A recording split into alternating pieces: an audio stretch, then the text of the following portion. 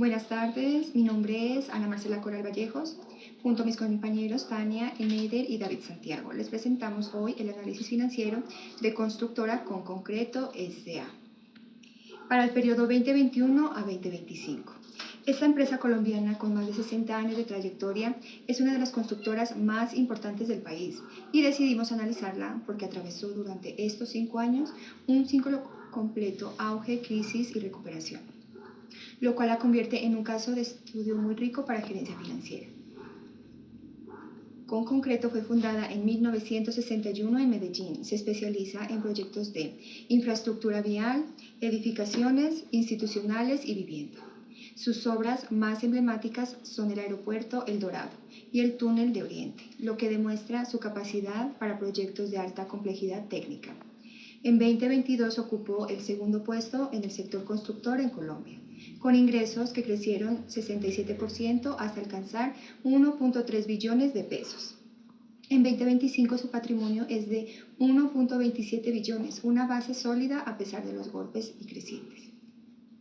Para entender los números de Con Concreto es fundamental conocer el contexto. Entre 2021 y 2025, Colombia vivió fases muy distintas. El entorno macroeconómico arrancó fuerte.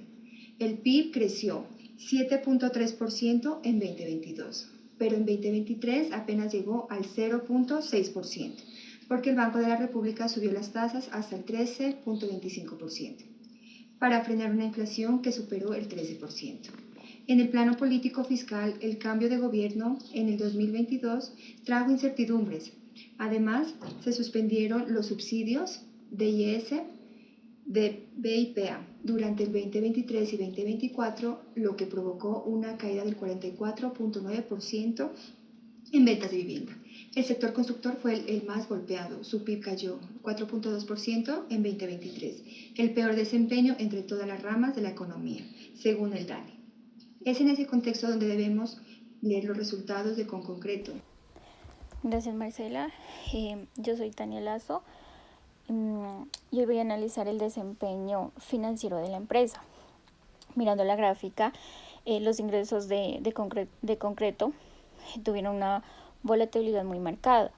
El pico fue en el 2022 con 1.357 billones de pesos, impulsando por la reactivación del post-COVID, pero desde 2023 comenzó una caída sostenida de 1.222 billones, luego 883.000 millones en 2024 y 617.000 millones en 2025. Esto es una caída acumulada del 54.5% frente al pico. En el año 2024 fue el más crítico, ya que el costo de ventas superó los ingresos, generando pérdida bruta, y la utilidad neta fue una pérdida de 175.841 millones. ¿Por qué tan grave? Porque la empresa registró deterioros y provisiones extraordinarios por 191.602 millones, básicamente ajustes de valor sobre activos. Sin embargo, en el 2025 muestra recuperación real, utilidad neta de 53.202 millones y un margen neto del 8.63%, el mejor del quinquenio. La reducción de costos financieros fue del 75.8% entre el 2024 y el 2025, y eso fue determinante. En cuanto a liquidez, la razón corriente se mantuvo por encima de 1 en todos los años, lo que es positivo, lo que significa pues que la empresa siempre tuvo la capacidad de cubrir sus deudas de corto plazo. En 2025 cerró en 1.631. El problema está en la prueba ácida, que excluye los inventarios. En 2022 bajó a 0,856, por debajo pues del mínimo recomendado, que es 1. Y en 2025 volvió a situarse en 0,99, justo en el límite Esto es preocupante porque los inventarios en construcción, los proyectos en curso no se pueden convertir en efectivo pues rápidamente.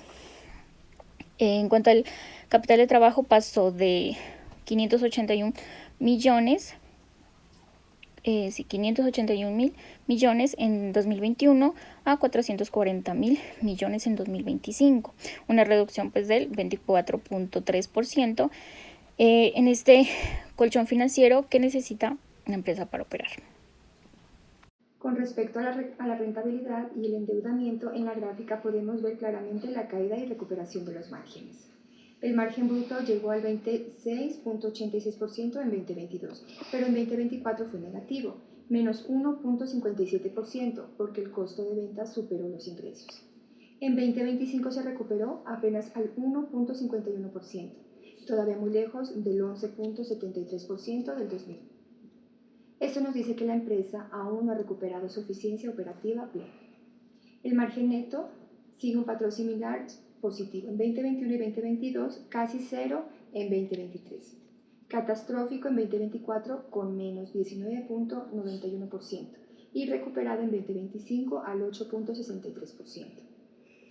El ROE en 2025 fue del 2.43% y el ROE del 4.20%, ambos los mejores del periodo.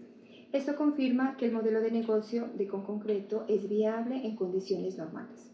Los números de 2024 fueron extraordinarios, no estructurales. El endeudamiento, hay una buena noticia, la empresa redujo consistentemente su deuda.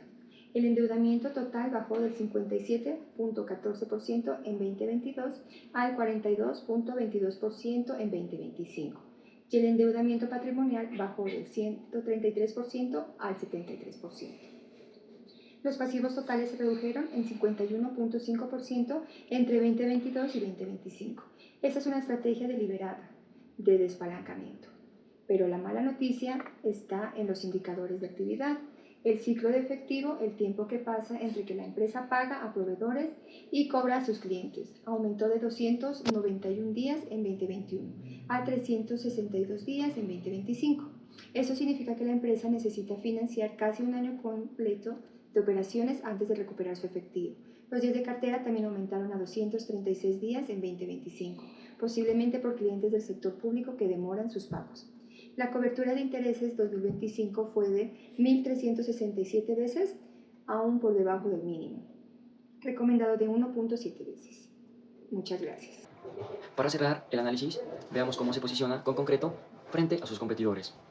En el segmento de vivienda, el grupo Marval lidera con 2.3 billones en el año 2022, seguido por Amarillo con 1.9 billones.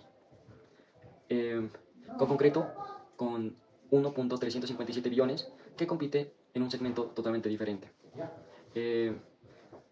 También se encuentra el de infraestructura de gran escala. Aquí pues justamente ahí está su ventaja. Mientras Construcciones, el Cóndor, su competidor más directo, reportó bastantes pérdidas, donde se ve reflejado 171.100 millones en el año 2024. Podemos ver que Conconcreto obtuvo bastantes utilidades de 122.300 millones en el mismo año. Esto pues habla de mayor resiliencia, en donde encuentra una diferencia y que la experiencia en proyectos técnicamente complejos como túneles y aeropuertos, lo que esto crea barreras de entradas altas, pero también tiene una vulnerabilidad. Esto en cuanto a la alta dependencia de los contratos estatales que genera esos 236 días de la cartera. Analizado, proponemos 5 estrategias. Como primera estrategia es la gestión de capital de trabajo, que es implementar factoring sobre facturas de contratos estatales. Si se reduce la cartera de 236 a menos de 150 días, se liberarían entre 80.000 y 120 millones en efectivo. Como estrategia número 2, tenemos la diversificación del portafolio, que es reducir la dependencia de pocos contratos grandes, entrar en mantenimiento vial, infraestructura, educación y hospital y energías renovables. También el metro de Bogotá y los corredores 5G son oportunidades concretas para el 2025 y 2028. Como estrategia número 3, la en construcción son los materiales que representan el 50% de los costos totales y una reducción de un 5% que equivale a 38.7 millones de ahorro. Eso triplica la utilidad bruta actual. Como estrategia número 4, la reducción de la deuda. Usar recuperación de 399 millones en la cuenta por cobrar para pagar obligaciones de corto plazo. y aprovechando las bajas tasas del Banco de la República. Como estrategia número 5, fortalecer ingresos no operacionales. Los ingresos financieros cayeron en un 71% entre el 2021 y 2025. Invertir excedentes de caja renta fija colombiana.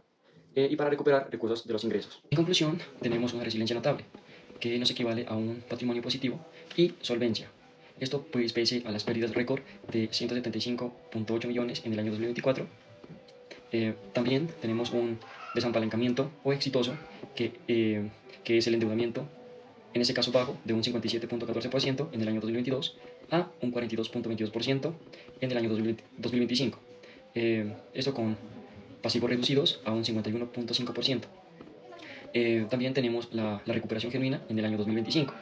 Esto teniendo como margen neto 8.63% y un ROA que nos equivale a 2.43%.